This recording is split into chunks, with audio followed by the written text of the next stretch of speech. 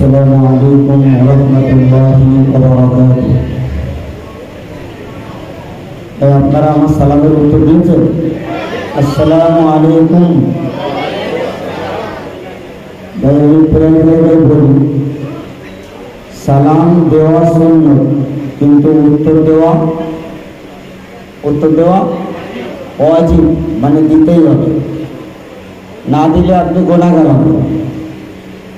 আর যদি কেউ প্রথমে সালাম দেয় তাহলে দিতে পারে, না দিলে নাও দিতে পারে। দেওয়ার ক্ষেত্রে অপশান আছে, আমি দিতেও পারি নাও পারি, কিন্তু কেউ আমাকে সালাম দেওয়ার পরে আমার কাছে অপশান নেই, তাই আমি উত্তর দিতেও পারি নাও পারি না, সেক্ষেত্রে আমাকে উত্তর দিতেই হবে। সালামের পরপরই যে সমস্ত ভাইরা এদিকে ওদিকে দাঁড়িয়ে আছেন, আপনাদের কাছে অনুরোধ, আপনারা অনতিবিলম্বে এখানে সুন্দর মনোরম একটা পরিবেশ আপনারা তৈরি করেছেন, এবং সব থেকে বড় কথা হল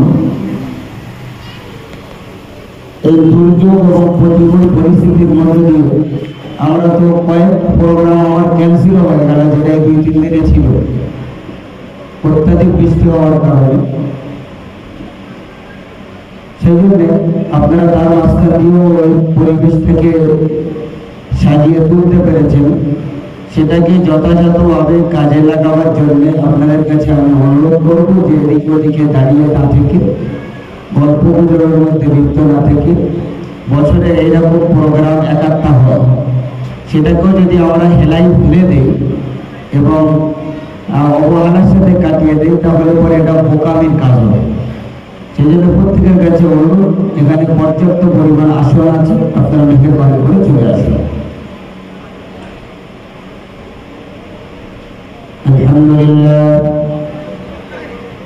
الحمد لله نحمده ونستعينه ونستغفره ونؤمن به ونتوكل عليه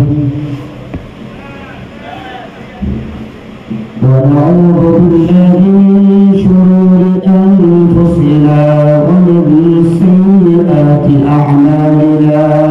আওয়াজটাকে হালকা করুন। من يهده الله فلا مضل له ومن يضلل فلا هادي له ونشهد أن لا إله إلا الله وحده لا شريك له ونشهد أن سيدنا ونبينا وحبيبنا ومرشدنا وسندنا ومولانا محمدا عبده ورسوله الذي أرسله بالحق بشيرا ونذيرا وداعيا إلى الله بإذنه وسراجا منيرا. قال الله عز وجل في كتابه الحكيم: أعوذ بالله من الشيطان الرجيم، بسم الله الرحمن الرحيم. يا أيها الذين آمنوا هل أدلكم على تجارة تنجيكم من عذاب أليم تؤمنون بالله ورسوله وتجاهدون في سبيل الله بأموالكم وأنفسكم، ذلكم خير لكم إن كنتم تعلمون. وقال النبي صلى الله عليه وسلم: إنما بعثت لأتمم مكارم الأخلاق، أو كما قال عليه الصلاة والتسليم. وقال الله تبارك تعالى في شان حبيبه مخبرا وآمرا إن الله وملائكته يصلون على النبي يا أيها الذين آمنوا صلوا عليه وسلموا تسليما اللهم صل على سيدنا مولانا محمد وعلى آل سيدنا مولانا محمد बड़ी आरज़ू है मेरी तेरे दर को आके चूमूं तेरे शहर पे कहीं पर मैं बनाऊं आशियाना اللهم صل على سيدنا مولانا محمد وعلى آله وأصحابه وبارك وسلم اللهم صل على سيدنا مولانا محمد وعلى آله وأصحابه وبارك وسلم तो अज़ल का है तबस्सुम तू अबद का है तरन्नुम तू है दहर का तकल्लुम तेरी बात मोजिज़ाना अल्लाहुम्मा सल्ली अला सय्यदिना मौलाना मुहम्मद वअला आलिहि वअस्हाबिहि वबारिक वसल्लिम अल्लाहुम्मा सल्ली अला सय्यदिना मौलाना मुहम्मद वअला आलिहि وأصحابه وبارك وسلم কোটি শুকরিয়া রব্বুল আলামিনের দরবারে যিনি অত্যন্ত ভালোবেসে আমাদের মতন কিছু হতভাগা গুনাহগারদেরকে তার কাছে যিনি সবথেকে প্রিয় যাকে তিনি নিজের মতন করে বানিয়েছেন যাকে পৃথিবীর শ্রেষ্ঠ মানবে পরিণত করেছেন যাকে দো জাহানের বাদশাহ করেছেন যাকে তিনি ইমামুল আম্বিয়ার উপাধি দিয়েছেন যিনি সমস্ত নবীদের শ্রেষ্ঠ নবী এবং যিনি খাতিমুল আম্বিয়া তথা সমস্ত নবীর শেষ নবী সেই নবীর জীবন চরিত্র নিয়ে তার আদর্শ এবং তার জীবন ব্যবস্থা নিয়ে আলোচনার একটা মঞ্চে সমবেত হওয়ার তৌফিক দিলেন সেই জন্য সবাই বলি আলহামদুলিল্লাহ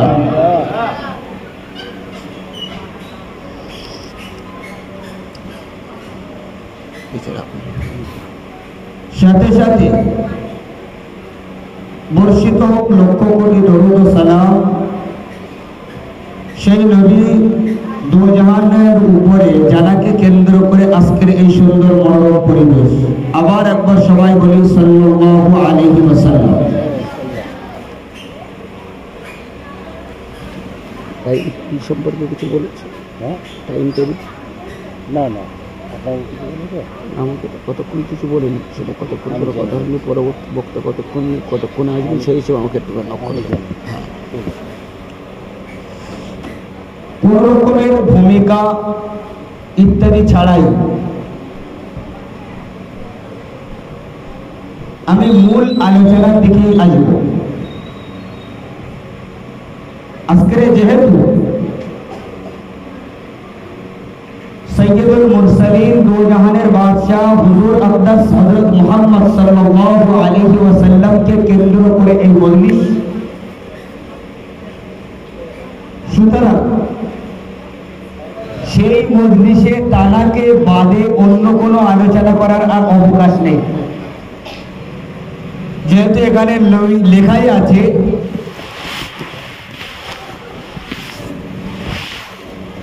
বিশ্ব নবী দিবস উদযাপন,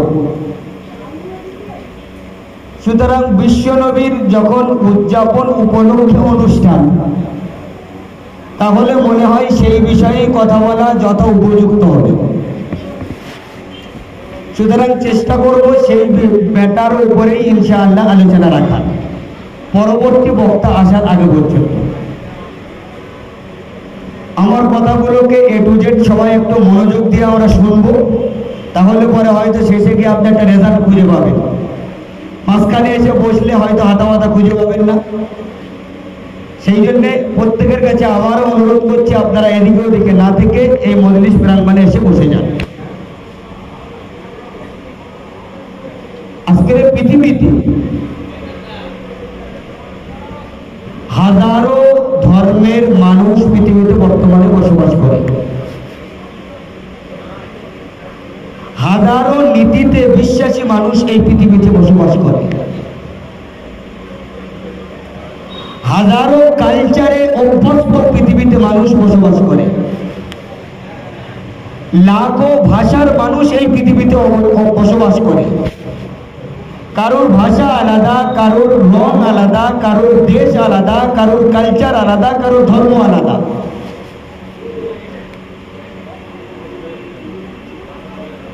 আবার অনেক সময় একই ধর্মের মানুষ দেশ পরিবর্তন হওয়ায় তাদের কালচারের মধ্যে একটা আমূল পরিবর্তন ঘটে।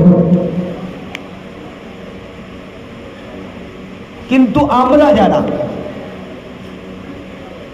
সেই ছোটবেলা যখন আমার জ্ঞান হয়নি, তখন থেকে আমার মা বাবারা আমাদেরকে, যখন আমরা নতুন নতুন কথা বলতে শিখি, তখন আমাকে আল্লাহ বলে একজন সত্তা আছে সে পরিচয় ঘটিয়েছিল। পরিচয় ঘটিয়েছিল আমাদের যিনি ধর্মের প্রবর্তক, যিনি কিনা ইসলাম ধর্মের প্রবর্তক হযরত মুহাম্মদ সাল্লাল্লাহু আলাইহি ওয়াসাল্লাম সম্পর্কে একটা পরিচিতি আমাদের সামনে ছোটবেলা থেকেই ধরিয়েছিল। এবং এটা শুধু আমার ধর্মে না, প্রত্যেকটা ধর্মেই তাদের ধর্মীয় গুরু বা তাদের যে সমস্ত দেবতা আছে তার সাথে একটা পরিচিতি তার মা বাপেরা ঘটায়।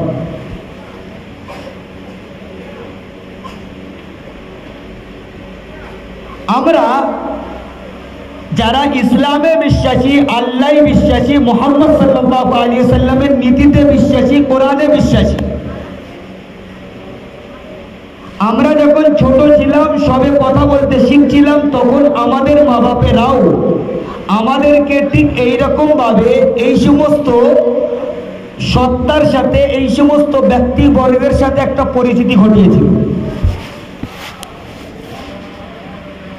তখন আমরা তাদের সেই শেখানো ভুলিটাকেই নিজের স্বীকারোক্তি এবং নিজের বিশ্বাস বানিয়ে নিয়েছিলাম। তার পিছনে কোনো যুক্তি, তার পিছনে কোনো তথ্য, তার পিছনে কোনো বৈজ্ঞানিক রিসার্চ, এরকম কোনো কিছুই ছিল না। যেমনটা তারা আমাদেরকে শিখিয়েছিলেন, আমরা সেই নীতিতে শিখতে শিখতে, বলতে বলতে, ভাবতে ভাবতে, বিশ্বাস করতে করতে এবারে আমার এই ধর্মের মানুষের মধ্যে দুটো দল হয়ে গেছে।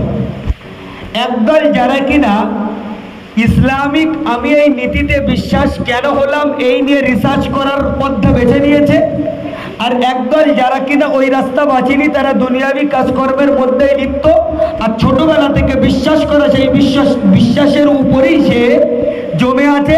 তার পিছনে কি তত্ত্ব, কি যৌক্তিকতা, কি যুক্তি, কি লজিক, এসবের পিছনে তিনি কখনো সময় দেননি আর ভাবেননি। যারা এর যুক্তি তত্ত্বের পিছনে ছুটেছেন তারা হলো উলামায়ে সম্প্রদায়। যারা এর পিছনে ছোটেননি তারা আমরা সাধারণ মুসলমানেরা। আমরা বাস সেই ছোটবেলা থেকে একটা নীতিতে বিশ্বাসী হয়েছি। আমাকে শিখিয়েছে আল্লাহ এক, স্রষ্টা একমাত্র আল্লাহই, বাস আমি তাতেই বিশ্বাসী। আমাকে বলা হলো কোরআন আল্লাহর পক্ষ থেকে অবতীর্ণ একটি কিতাব, আমি সেটাই মেনে নিয়েছি। আমাকে বলা হলো 1 লক্ষর উপরে আল্লাহ রব্বুল আলামিন নিজের দূত পাঠিয়েছেন পয়গম্বরদের, যাদেরকে আমরা প্রোফাইল বলি, তাদেরকে আল্লাহ পাঠিয়েছেন। আমরা বিনয় চিত্তে তাদেরকে হক বলে মেনে নিয়েছি। আমরা বিশ্বাস করি ভালো মন্দ যা কিছু হয় আল্লাহর পক্ষ থেকে হয়। আমরা বিশ্বাস করি মৃত্যুর পরে আর একটা জীবন আছে। আমরা বিশ্বাস করি জান্নাত বলে একটা জিনিস আছে, জাহান্নাম বলে একটা জিনিস আছে। আমরা বিশ্বাস করি কিয়ামতের দিন বলে একটা দিন আছে, যেদিনে কিয়ামতের দিনে আল্লাহ দাড়ি পাল্লা কায়েম করবেন, যেদিন ইমানদারের আমলকে ওজন করা হবে, ইমানদারের নেকিকে ওজন করা হবে, গুনাহকে ওজন করা হবে। এসব মিলিয়ে আমরা একটা নীতিতে বিশ্বাস করি, কিন্তু এর পিছনে কি যৌক্তিকতা, এর পিছনে কি লজিক, এর পিছনে কি তথ্য, আমার কাছে কিছুই নেই। আজকে আমি যেহেতু এই সমস্ত তথ্যের উপরে কম বেশি একটু পড়াশোনা করেছি, তাই আমি আপনাদের কাছে এই তথ্যের উপরে কিছু তথ্য তুলে ধরার একটা ক্ষুদ্রতম চেষ্টা করব।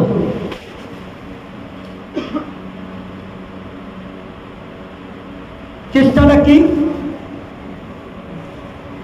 আজকের পৃথিবীতে হাজারো দলের মানুষ যদি হয়, প্রত্যেকেই নিজের ধর্মকে, নিজের চিন্তা ভাবনাটাকে হক এবং সত্য বলে বিশ্বাস করে। যিনি হাজারো দেবতায় বিশ্বাসী, তার ওই বিশ্বাসের পিছনেও তার যৌক্তিকতা আছে। যারা কিনা বিভিন্ন রকমের নীতিতে বিশ্বাস করে, সেই নীতির পিছনে তার যৌক্তিকতা আছে। যিনি শিখ ধর্মের মানুষ, সেই শিখ ধর্মকে তিনি কেন অ্যাকসেপ্ট করেছেন, তার পিছনে তার যৌক্তিকতা আছে। যিনি ঈসাই তথা খ্রিস্টান, তিনি কেন যিশুকে মানেন, তার পিছনে তার যৌক্তিকতা আছে। যিনি ইহুদি, তার পিছনে তার যৌক্তিকতা আছে। সব মিলিয়ে যে ধর্মেই বিশ্বাসী, সেই ধর্ম করার পিছনে, তার নীতি আদর্শ মানার পিছনে তার একটা যুক্তি আছে। কিন্তু আমি একদম নিরপেক্ষ দৃষ্টিতে আমি গর্ব করে বলছি যে আমি সমস্ত ধর্মকে উপেক্ষা করে দিয়ে আমি ইসলাম ধর্মের অনুসারী হতে পেরে আমি নিজেকে ধন্য মনে করি। আমি আপনার ধর্মকে সেলুট জানিয়ে, আপনার ধর্মকে আমি সাধুবাদ জানিয়ে, মোবারকবাদ জানিয়ে আমি আপনার ধর্মকে ইগনোর করে দিয়ে আমি বলছি আপনি যে নীতিতে বিশ্বাস হন, কিন্তু আমি যে নীতিতে বিশ্বাস হয়েছি আমি এতে গর্ববোধ করি। কেন? এর পিছনে আমি যে যুক্তি তত্ত্ব খুঁজছিলাম, সেই যুক্তি তত্ত্ব খুঁজে আমি এমন নিখাত কিছু যুক্তি তত্ত্ব পেয়েছি, যার পিছনে অন্য বিভিন্ন যুক্তি তত্ত্বকে খাড়া করে দেওয়ার পরে, আমি তার সঙ্গে টালি করার পরে, মোকাবেলা করার পরে আমি এটাকে গ্রহণযোগ্য বলে ভাবলাম। আর ভেবে অবশেষে আমি ডিসাইড করতে বাধ্য হলাম যে ইসলাম ইজ পারফেক্ট। আমার জীবনের জন্য ইসলামী জীবন ব্যবস্থা একদম উপযোগী। আমি এর কয়েকটা উদাহরণ দেওয়ার আগে আর একটা কথা আমি বলব। দেখুন, আল্লাহ রব্বুল আলামিন শুধুমাত্র কোরআন অবতীর্ণ করে দিয়েছেন আর আমাদেরকে বললেন তোমরা কোরআনে কারীমের এ টু জেড পড়ো আর সেই অনুযায়ী নিজেদের জীবনকে বাস্তবায়ন করো। আদতে কিন্তু তা নয়। আল্লাহ শুধুমাত্র থিওরিক্যালি একটা কিতাব আমাকে পাঠিয়ে দিয়েছেন আর আমাকে সেই কিতাবকে ফলো করে আমার জীবনকে সেইভাবে চালনা করতে বলেছেন, আদতে কিন্তু তা নয়। বরং আল্লাহ থিওরিক্যালি কিতাব দেওয়ার সাথে সাথে সেটাকে বাস্তবে রূপ দেওয়ার জন্য মুহাম্মদুর রাসূলুল্লাহ সাল্লাল্লাহু আলাইহি ওয়াসাল্লামকে তার বাস্তব রূপ করে পাঠিয়েছেন। তার মানে একদিকে কোরআন হলো থিওরিক্যালি আর মুহাম্মদ সাল্লাল্লাহু আলাইহি ওয়াসাল্লাম তার প্র্যাকটিক্যাল নমুনা, তার এক্সাম্পল। সেই জন্য হযরত আয়েশা সিদ্দিকা রাদিয়াল্লাহু তাআলা আনহার সেই বিখ্যাত হাদিস, যে হাদিসে হযরত আয়েশাকে গিয়ে যখন জিজ্ঞাসা করা হলো আম্মাজি হুজুর সাল্লাল্লাহু আলাইহি ওয়াসাল্লামের আদর্শ, তার জীবন আদর্শ সম্পর্কে আমাদেরকে একটু বলবেন, তার উত্তরে আম্মাজান আয়েশা কি বলেছিলেন? আম্মাজান আয়েশা সিদ্দিকা রাদিয়াল্লাহু তাআলা আনহা তার উত্তরে বলেছিলেন সাল্লাল্লাহু আলাইহি ওয়াসাল্লাম, তখন হযরত আম্মাজান আয়েশা সিদ্দিকা রাদিয়াল্লাহু তাআলা আনহা বললেন কুলুহু আল কুরআন, মুহাম্মদ সাল্লাল্লাহু আলাইহি সাল্লামের জীবন আদর্শ ওটাই যেটা কোরআন, কোরআন ওটাই যেটা মুহাম্মদ সাল্লাল্লাহু আলাইহি সাল্লামের জীবন আদর্শ। জুড়ে বলুন সুবহানাল্লাহ। তার মানে কোরআন হলো থিওরিক্যালি, মুহাম্মদ সাল্লাল্লাহু আলাইহি সাল্লাম কোরআনের বাস্তব নমুনা হলেন মুহাম্মদ সাল্লাল্লাহু আলাইহি সাল্লাম। আমরা এই কথাটা খুব সহজেই বুঝবো যে কেউ যদি কোনো বিষয়ে শুধুমাত্র থিওরিক্যালি শেখে তাহলে সে নিজের বই শেখাই কখনো সাকসেস হতে পারে না, যতক্ষণ কিনা প্র্যাকটিক্যালি সেই বিষয়টাকে তাকে বোঝানো না হয়। আমাদের ডাক্তারি শাস্ত্রে যারা পড়ে, যদি তার 3 বছরের কোর্স হয় কি 5 বছরের কোর্স হয়, 2 বছর থিওরিক্যালি তাকে পড়ানোর পরে এবার প্র্যাকটিক্যালি তাকে, আমি যদি একটা কিতাব নিয়ে যেভাবে অপারেশন করতে হয় অপারেশনের সমস্ত সিস্টেম পড়ে আমি আমার বউকে সেইভাবে অপারেশন করতে পারবো?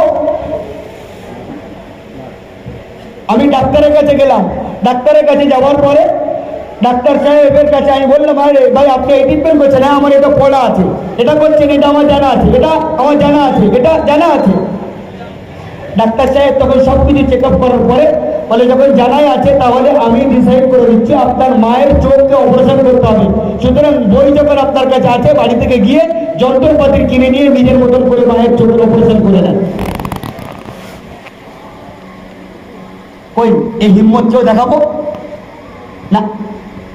কেন?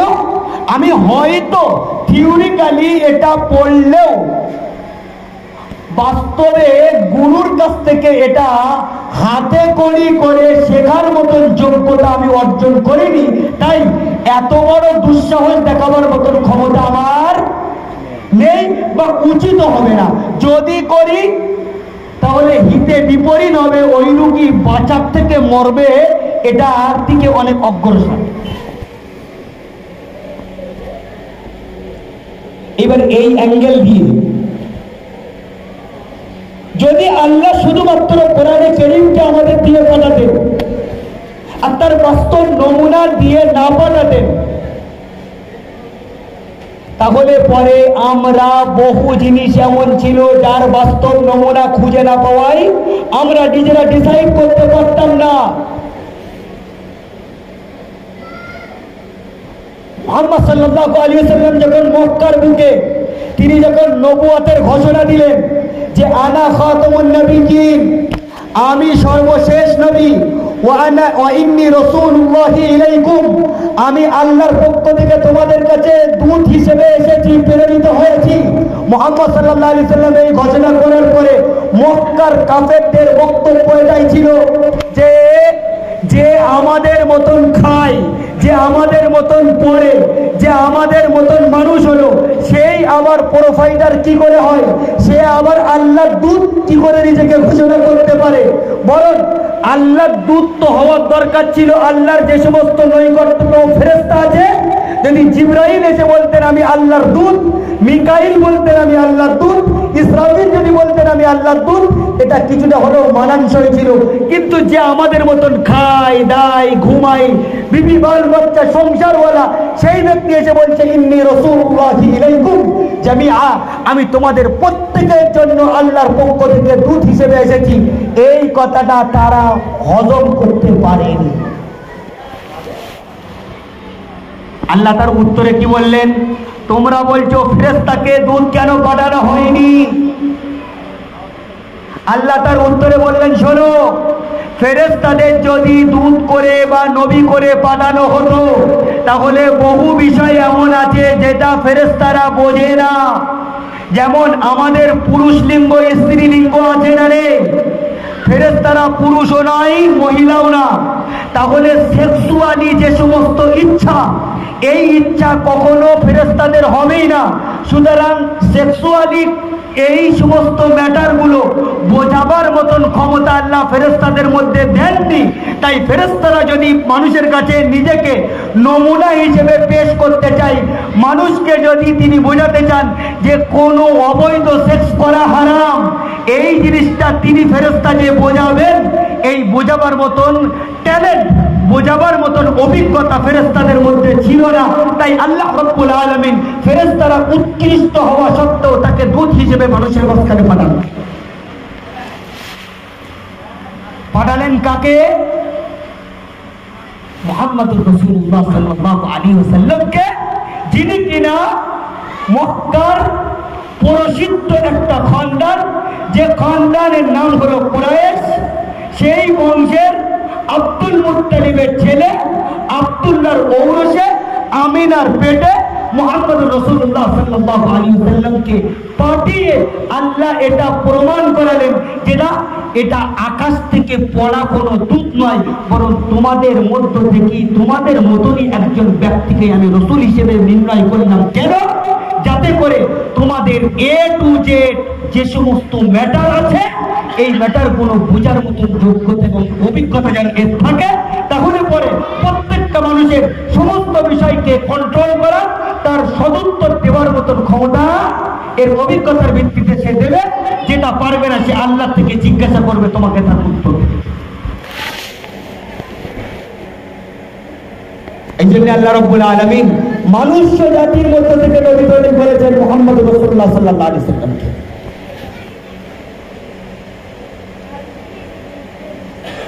এবারে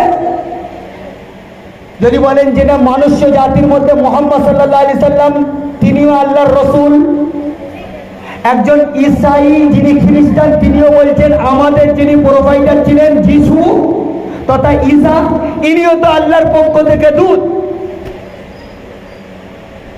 যিনি ইহুদি তিনি বলছেন আমাদের যিনি প্রোভাইডার তিনি তো হযরত মুসা, তিনিও তো আল্লাহর পয়গম্বর। সুতরাং তোমরা যদি মুহাম্মদকে মানো, আমরাও তো একজন প্রোভাইডারকে মানছি। একজন খ্রিস্টান সে বলছে আমরাও তো ঈসা নবীকে যিশুকে মানছি, তাহলে আমি আমার যিশুটাকে ছেড়ে দিয়ে মুহাম্মদ সাল্লাল্লাহু আলাইহি ওয়াসাল্লামকে কেন মানতে যাব? একজন ইহুদি তিনি বলছেন আমি আমার ইহুদিয়াতের প্রতিষ্ঠাতা তো হযরত মুসা, আমি কেন, তিনিও তো আল্লাহর পক্ষ থেকে একজন দূত, আমি তানাকে ছেড়ে দিয়ে মুহাম্মদকে কেন মানবো? আমি যখন তার সামনে তর্ক বিতর্কই বসলাম, তখন আমার তার তো সদুত্তর দিতে হবে। সে কেন ছাড়বে? সেও তো মানছে একজন নবীকে।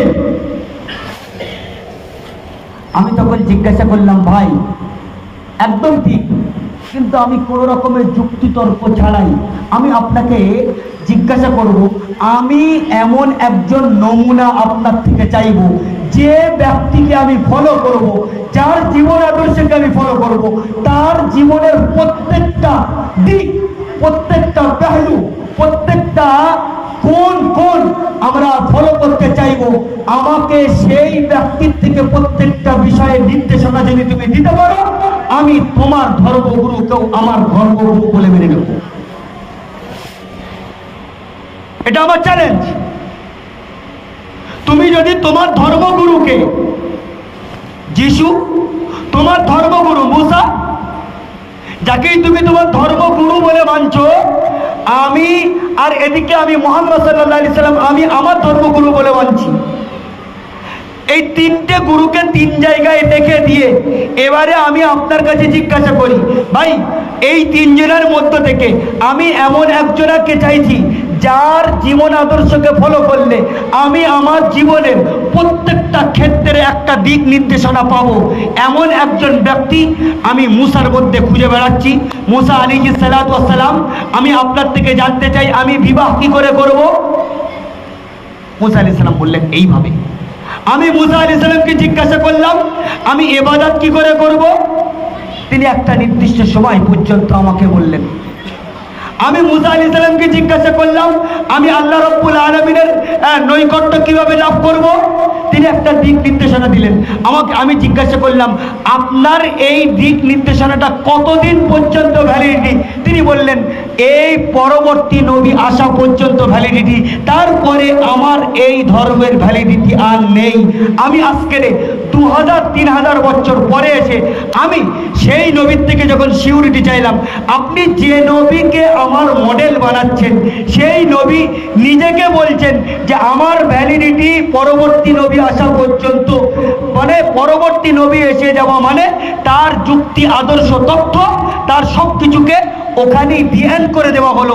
তাহলে যে ব্যক্তিকে আমি ফলো করব তার আদর্শ যদি ব্যান্ড হয়ে থাকে আমি সেই ব্যক্তিকে কোন নিরিখে ফলো করতে পারি? আমি তার থেকে সদুত্তর না পাওয়ায় আমি ইসাই ভাইকে বললাম, ভাই আপনি বলছেন আপনার ধর্মের যাজককে আপনার ধর্মগুরুকে মানতে, আমি জানতে চাই। অবশ্যই আপনার ধর্মীয় গুরুকে আমি মেনে নেব, আমার আপত্তি নেই, কিন্তু আমি জানতে চাই আমার জীবনের যতগুলো দিক আছে আমি তথ্য চাই। আমি একজন ব্যবসায়ী বানতে চাই মুহাম্মদ সাল্লাল্লাহু আলাইহি সাল্লামের মতন, আমার ধর্মীয় গুরুর মতন। আমার সেই ব্যবসায়িক তত্ত্ব ধর্মীয় গুরু দেবে তো? হ্যাঁ, অবশ্যই দেবে। আমি আমার পারিবারিক জীবনটাকে কিভাবে সামলাবো তার দিক নির্দেশনা আমি আমার ধর্মীয় গুরুর থেকে নিতে চাইবো। বলেন হ্যাঁ অবশ্যই। এখন আমার জীবনের প্রত্যেকটা দিককে নিয়ে যখন আমি একটা একটা করে ঈসা আলাইহিস সালাতু ওয়াস সালামের থেকে দিক নির্দেশনা চাইছিলাম, তখন হযরত ঈসা আলাইহিস সালাতু ওয়াস সালামের জীবনে উনি বিবাহ করেননি। হযরত ঈসা আলাইহিস সালামের বিবাহ হয়নি। কিয়ামতের আগে তিনি আসবেন আর এসে তিনি বিবাহ করবেন। এই ব্যাপারটাকে আমি যখন একজন ঈসাই ভাইকে জিজ্ঞাসা করলাম, ভাই আমি আমার বৈবাহিক জীবনটাকে কিভাবে কাটাবো এই ব্যাপারে তোমার ধর্মীয় গুরুর থেকে আমি দিক নির্দেশনা চাই, তখন তিনি হাত তুলে বলছেন, ভাই আমার যিনি রোল মডেল ছিলেন, আমার যিনি ধর্মীয় গুরু ছিলেন, তিনি জীবনে বিবাহ করেননি, সুতরাং আপনাকে বৈবাহিক জীবনের দিক নির্দেশনা দিতে পারবেন না। যখন এই হলো তখন আমি একটা একটা করে বিভিন্ন ধর্মীয় গুরু সম্পর্কে তথ্য নিতে একটা জায়গায় এসে দেখতে পেলাম যে একমাত্র আমার আপনার প্রত্যেকের নবী মুহাম্মদুর রাসূলুল্লাহ সাল্লাল্লাহু আলাইহি ওয়াসাল্লাম এমন একজন ব্যক্তিত্ব, এমন একজন মডেল, এমন একজন নমুনা, আল্লাহ রাব্বুল আলামিন সর্ব বিষয়ে তানার বাচ্চা অবস্থাকে যদি আমি ফলো করতে চাই তার শৈশবকাল আমি দেখতে পাবো। আমি যদি তার বৈবাহিক জীবন দেখতে চাই মুহাম্মদ সাল্লাল্লাহু আলাইহি ওয়াসাল্লামের বৈবাহিক জীবনের উজ্জ্বল নমুনা আমার সামনে। আমি তার ব্যবসায়িক জীবন দেখতে চাই, সেই ব্যবসায়িক জীবনেও আমি দেখতে পাবো। আমি দেখতে চাই মুহাম্মদ সাল্লাল্লাহু আলাইহি ওয়াসাল্লাম একজন রাষ্ট্রপ্রধান হিসেবে কেমন ছিলেন, তার নমুনাও আমি দেখতে পাবো। আমি মুহাম্মদ সাল্লাল্লাহু আলাইহি ওয়াসাল্লাম যোদ্ধা হিসেবে কেমন ছিলেন, আমি তার নমুনা দেখতে পাবো। আমি দেখতে পাবো মুহাম্মদ সাল্লাল্লাহু আলাইহি ওয়াসাল্লাম ইমাম হিসেবে কেমন ছিলেন। আমি মুহাম্মদ সাল্লাল্লাহু আলাইহি ওয়াসাল্লামের জীবন আদর্শ খুঁজে একজন ইমাম কেমন হওয়ার দরকার সেটা খুঁজে পেয়েছি। আমি জানতে চাই মুহাম্মদ সাল্লাল্লাহু আলাইহি ওয়াসাল্লাম একজন আব্বা হিসেবে কেমন ছিলেন। আমি তারা লাইভ ঘটে আয়েশা সিদ্দিকা রাদিয়াল্লাহু তাআলা আনহার, হযরত খাদিজা রাদিয়াল্লাহু তাআলা আনহার যারা সন্তান, আমি মা ফাতেমার কাছে জিজ্ঞাসা করলাম তোমার পিতা সম্পর্কে তুমি বলো। তিনি তখন তার পিতার বিবরণ দিয়েছেন। আমি আয়েশার কাছে গেলাম, খাদিজার কাছে গেলাম, আরা তোমরা তোমাদের স্বামী সম্পর্কে আমাদের একটা নলেজ দাও।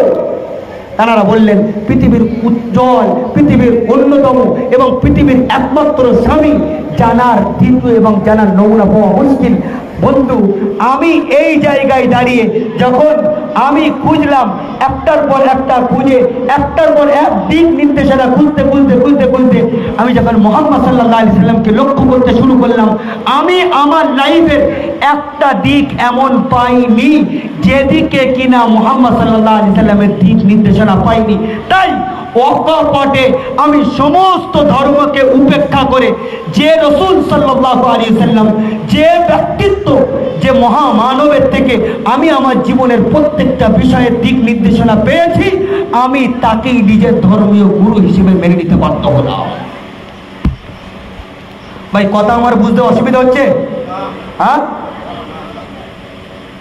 আমি কেন মেনেছি তাকে? এই জন্য যে আমি প্রত্যেকটা জীবনের প্রত্যেকটা দিকে আমি তার থেকে দিক নির্দেশনা পেতে চাই। আর এইরকম ব্যক্তি এই মুহাম্মদ সাল্লাল্লাহু আলাইহি সাল্লামকে পেয়েছি। তাই আল্লাহ রাব্বুল আলামিন পবিত্র কালামুল্লাহ শরীফে বললেন, লাকাদ কানা লাকুম ফি রাসূলিল্লাহি উসওয়াতুন হাসানাহ। আরে পৃথিবীর মানুষেরা, তোমাদের জন্য আমি মুহাম্মদ সাল্লাল্লাহু আলাইহি সাল্লামকে উজ্জ্বল এবং উত্তম উসওয়া তথা নমুনা করে পাঠিয়েছি। তুমি তোমার জীবনের যে অ্যাঙ্গেল দিয়ে তাকে ফলো করতে চাও, যে অ্যাঙ্গেল দিয়ে তাকে বাছাই করতে চাও, যে অ্যাঙ্গেল দিয়ে তার জীবনে তোমার জীবনকে সেই জীবন লাইফে চালাতে চাও, তুমি যেদিক চাইবে সেদিকটাই তুমি তার দিকে নমুনা পাবে। সুতরাং এবারে আমি মুহাম্মদ সাল্লাল্লাহু আলাইহি ওয়াসাল্লামের জীবন আদর্শের দিকে তাকিয়ে আমি তার কাছে গেলাম, ইয়া রাসূলুল্লাহ, আপনি আমাদেরকে কি দিচ্ছেন আর কি দিচ্ছেন? এবার আল্লাহ রাব্বুল আলামিন হুজুরে করিম সাল্লাল্লাহু আলাইহি ওয়াসাল্লামের হয়ে আমাদেরকে বার্তা পৌঁছালেন, মা আতাকুমুর রাসূলু ফাখুযুহু ওয়া মা নাহাকুম আনহু ফান্তাহু। ওরে বিশ্ববাসীরা, যারা কিনা মুহাম্মদকে নিজের ধর্মীয় গুরু বলে মেনে নিলে, তাদেরকে বলছি এবার তোমার করণীয় কি? মা আতাকুমুর রাসূলু ফাখুযুহু ওয়া মা নাহাকুম আনহু ফান্তাহু। যা কিছু রাসূল মুহাম্মদ সাল্লাল্লাহু আলাইহি ওয়াসাল্লাম তোমাদেরকে দেবে তোমরা সেটাকে ধরে নাও, আর যা কিছু তোমাদেরকে মুহাম্মদ সাল্লাল্লাহু আলাইহি ওয়াসাল্লাম নিষেধ করবে তোমরা সেটাকে পরিত্যাগ করবে। ব্যাস এটাই হলো তোমাদের দুটো কাজ। যা দেবে সেটাকে সাদরে গ্রহণ করো, যা নিষেধ করবে সেটা থেকে তুমি নিজেকে বাঁচিয়ে চলো। এটাই মুহাম্মদ সাল্লাল্লাহু আলাইহি সাল্লামের জীবন আদর্শকে যেহেতু আমি মেনে নিয়েছি, আমি তার জীবন আদর্শের কোনগুলো নেব আর কোনগুলো ফেলে দেব, আল্লাহ আমাকে তার দিক নির্দেশনা বলে দিলেন। যেটা তিনি বললেন, যেটা তিনি করলেন, যেটা তিনি করতে বলে গেলেন, যেটা তিনি মৌন সমর্থন জানালেন, এটা তুমি করো। যেটা থেকে তিনি নিষেধ করেছেন, যেটাকে তিনি বাধা দিয়েছেন, যেটাকে তিনি এড়িয়ে গেছেন, তুমি সেই সমস্ত বিষয় থেকে নিজেকে দূরে রেখে দাও। এটা হলো আমার পুরো বায়ানের নির্যাস। এবারে রইল যে আমার মুহাম্মদ সাল্লাল্লাহু আলাইহি ওয়াসাল্লাম কি করতে বলেছেন আর কি করতে বলেননি, সেই লিস্ট যদি আমরা ধরি তাহলে পরে তো লিস্টের শেষ নেই। আর সেক্ষেত্রে এই একাত্তা রাতের জন্য যথেষ্ট না। লোকে বছরের পর বছর ধরে মুহাম্মদ সাল্লাল্লাহু আলাইহি সাল্লামের করণীয় আর বর্জনীয় নিয়ে সেই 1400 বছর আগে থাকতে কত কবি নিজের কবিতা লিখেই গেছে, কত লেখক তার লিখনি লিখেই চলেছে। আজও কেউ তার লেখনি, তার জীবন চরিত্রের উপরে, তার আদর্শের উপরে, তার কালচারের উপরে, তার আদর্শের উপরে লেখার পর লেখা, একটার পর একটা, খণ্ডর পর খণ্ড বেরিয়ে গেছে, কিন্তু আজও পর্যন্ত সে লেখার কখনো দি এন্ড হয়নি, আর কিয়ামত পর্যন্ত দি এন্ড হবে না। কেন? যেহেতু মুহাম্মদ সাল্লাল্লাহু আলাইহি সাল্লাম সর্বশ্রেষ্ঠ, তার আখলাকও সর্বশ্রেষ্ঠ, তার কালচারও সর্বশ্রেষ্ঠ। আর শ্রেষ্ঠত্বের মাপকাঠি যেহেতু আল্লাহ রাব্বুল আলামিন কখনো ধারণ করেননি, তাই পৃথিবীর মানুষ রিসার্চের পর রিসার্চ করতেই থাকবে। করতে করতে করতে করতে একটা জায়গায় এসে মানুষ নিজে ক্ষান্ত হয়ে সে পৃথিবী থেকে চলে যাবে, কিন্তু মুহাম্মদ সাল্লাল্লাহু আলাইহি সাল্লামের জীবন আদর্শের উপরে রিসার্চ করা কখনো জন্য বন্ধ হবে না। এবারে আমি আপনাদেরকে বোঝাতে চাইব যে আমি সেই রাসূল সাল্লাল্লাহু আলাইহি ওয়াসাল্লামকে যখন মেনে নিলাম এবং একথা বুঝে নিলাম যে মুহাম্মদ সাল্লাল্লাহু আলাইহি ওয়াসাল্লাম আমার কাছে একমাত্র ধর্মীয় গুরু, যার ফলো করাই আমি আমার লাইফের প্রত্যেকটা বিষয়কে ফলো করতে পারবো, প্রত্যেক বিষয়ে নমুনা খুঁজে পাবো। এই নমুনার উপরে বেশ করে এবারে কিছু কথা হয়তো কারুর গায়ে লাগবে, হয়তো কারুর খোসকাও পড়বে, আবার কারুর মনে হবে যে না এটা আমার রোগ যখন হয়েছে তখন আমাকে ট্রিটমেন্ট করতেই হবে, এতে আমার জ্বালা লাগুক, এতে আমার অপারেশন করুক, আর যাই হোক এটাকে আমাকে বিনাই চেতে মেনে নিতে হবে, কেননা রুগী যখন হয়েছে তখন আমাকে ট্রিটমেন্ট করাতেই হবে। এর উপরেই বেশ করে এবারে আল্লাহ রাব্বুল আলামিন বললেন, মুহাম্মদ সাল্লাল্লাহু আলাইহি সাল্লাম তোমাদের কাছে নমুনা, এক্সাম্পল, স্যাম্পল। সুতরাং আমরা আল্লাহ রাব্বুল আলামিনের পক্ষ থেকে স্যাম্পল পেয়ে গেছি। এই স্যাম্পল অনুযায়ী যে প্রোডাক্ট তৈরি করবে সেই প্রোডাক্ট আল্লাহর কাছে কবুল। আর যে ব্যক্তি এই স্যাম্পলকে উপেক্ষা করে নিজের মতন করে প্রোডাক্ট তৈরি করে আল্লাহকে জমা দেবে, আল্লাহ রাব্বুল আলামিনের কাছে সেই প্রোডাক্ট মঞ্জুর নয়। কথাটা বুঝে আসেনি? আমার কথাটা বুঝতে পেরেছেন? আল্লাহ রাব্বুল আলামিন যে নমুনা, যে স্যাম্পল দিয়ে পাঠিয়েছে, এই স্যাম্পল অনুযায়ী আমার আপনার সবকিছু হতে হবে। এই স্যাম্পলের বাইরে গিয়ে যদি কোনো প্রোডাক্ট আমি তৈরি করি আর সেই প্রোডাক্ট আল্লাহর খাতায় জমা করি আর বলি যে আল্লাহ আমার এই আমলের পরিবর্তে তুমি জান্নাত দাও, আল্লাহ বলবেন তুমি মাল জমা করেছো বটে কিন্তু স্যাম্পল এক, মাল এক, তাই এই মাল আমার কাছে কবুল না। সুতরাং আমাকে নামাজ পড়তে গেলে আমি যদি নিজের মতন করে নামাজ পড়ি, মুহাম্মদ সাল্লাল্লাহু আলাইহি সাল্লামের বলে যাওয়া অনুযায়ী যদি আমার নামাজ না হয় তাহলে পরে আমার নামাজ আল্লাহর কাছে কবুল না। আমি দাড়ি রেখেছি, দাড়িটা যদি মুহাম্মদ সাল্লাল্লাহু আলাইহি সাল্লামের বলে যাওয়া যদি হয় তাহলে পরে আল্লাহর কাছে দাড়ি কবুল, যদি না হয় তাহলে আল্লাহর কাছে কবুল না। আমি ড্রেস পরেছি, সেই ড্রেস যদি মুহাম্মদ সাল্লাল্লাহু আলাইহি সাল্লাম যদি হাজির হয় তাহলে পরে এই ড্রেসের কারণে আল্লাহ কিয়ামতের দিন ধরবেন না। যদি সেটা মুহাম্মদ সাল্লাল্লাহু আলাইহি সাল্লাম অনুযায়ী না হয় তাহলে আল্লাহ ধরবেন যে আমি নমুনা পাঠিয়েছি এক, তুমি স্যাম্পল দেখেছো এক, আর নিজেকে তৈরি করেছো আর এক। সুতরাং এই স্যাম্পল অনুযায়ী যে মাল আসবে সেই মাল আল্লাহর কাছে গ্রহণযোগ্য নয়। আমি ঈদের নামাজ আদায় করব, কিভাবে আদায় করব? আমি কুরবানি দেব, কিভাবে দেব? আমি বিয়ে করব, কিভাবে করব? আমার বৈবাহিক জীবন কিভাবে হবে? এসব কিছু নমুনা মুহাম্মদ সাল্লাল্লাহু আলাইহি ওয়াসাল্লাম যেহেতু দিয়ে গেছেন, এই নমুনার বাইরে গিয়ে যদি আমি আমার মতন করে বৈবাহিক জীবন কাটাই, আমার মতন করে যদি ব্যবসায়িক জীবন কাটাই, আমার মতন করে যদি আমার রাজনৈতিক জীবন কাটাই, আমার মতন করে যদি আমার বন্ধুত্বের জীবন কাটাই, আমার মতন করে যদি আমার পরিবেশ পরিস্থিতি তৈরি করি, আমার পরিবেশের কালচার, আমার সাংসারিক জীবন যদি আমার মতন করে করি, যার মধ্যে মুহাম্মদ সাল্লাল্লাহু আলাইহি ওয়াসাল্লামের ওই উত্তম নমুনা নেই, তাহলে পরে আপনি যত ভালোই আমল করুন না কেন আল্লাহর কাছে ওই আমল গ্রহণযোগ্য নয়, গ্রহণযোগ্য নয়, গ্রহণযোগ্য নয়। পানি দেন কেন? আল্লাহ নিজেই কোরআনে কারিমে বললেন, ওয়ামাই ইয়াবতাগি গায়রাল ইসলামি দীনা ফালাই ইউকবালা মিন। কেউ যদি মুহাম্মদ সাল্লাল্লাহু আলাইহি ওয়াসাল্লামের নমুনাকে বাদ দিয়ে নিজের মতন করে প্রোডাক্ট তৈরি করে আল্লাহর কাছে জমা দেয়, আল্লাহ রাব্বুল আলামিন কখনোর জন্য তার সেই আমলকে কবুল করবেন না। কথাটা বুঝা এলো না? আসেনি? এইবারে আমি আমার বৈবাহিক জীবনকে একবার একটু ফলো করি। আমাদের বৈবাহিক জীবন বিবাহের থেকে শুরু করে যদি আমি মুহাম্মদ সাল্লাল্লাহু আলাইহি সাল্লামের জীবন ব্যবস্থা দেখি, হুজুর বললেন আযমুন নিকাহি বারাকাতান আইসারহু মাউনা। সব থেকে বরকতপূর্ণ বিয়ে হলো সেই বিয়ে যে বিয়েতে যত কম খরচ হয়।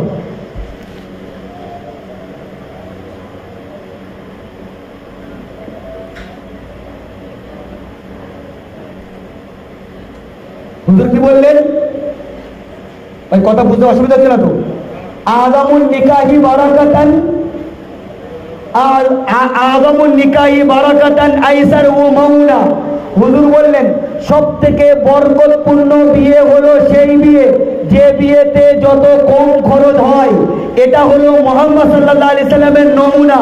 এবারে আমরা যখন বিয়ে করতে লাগলাম, আমি বললাম না হুজুর, আপনি যে নমুনাটা পেশ করেছেন, আপনার যেটা স্যাম্পেল, এই স্যাম্পেল অনুযায়ী আমরা মাল কাটলে সমাজ আমার এই মালটা নেবে না। এইভাবে যদি আমি প্রোডাক্ট তৈরি করি তাহলে সমাজ আমাকে অবহেলার নজরে দেখবে। আমি যদি আমার প্রোডাক্টকে এইভাবে বানাই তাহলে লোকের কাছে আমি তিরস্কারের শিকার হব। আমি এইভাবে আল্লাহ রব্বুল আলামিন তথা আল্লাহ রসুলের সেই দেওয়া নমুনাটাকে আমি উপেক্ষা করলাম। কার কারণে? শুধুমাত্র মানুষের নৈকট্য এবং মানুষকে খুশি করার স্বার্থে আমি এই নমুনাটাকে উপেক্ষা করলাম।